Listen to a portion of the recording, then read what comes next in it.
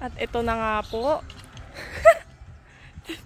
Ito na nga po ang matapos kaya nito ang kanyang pagkakaykay. Papatag mo kaya yan pa? Ha? Yan lang ako nakakita ng naggagawa ng bahay na nakapajama pa. Half antok pa. Wow. Titignan ko kung mapapatag. Yan ang goal mo today. Yan ang goal mo ngayon. Patagin kung mapatag pa. Ano daw?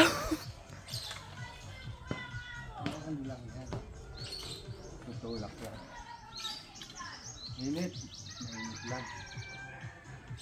Okay, tapos na siya. Masakit na yung liyo.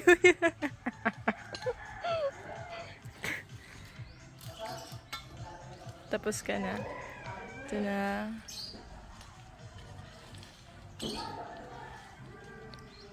Paano kaya ang gagawin mo dyan pa? Gusto mo tulungan kita? May mga bato-bato kasi. Paano mo siya papatagin?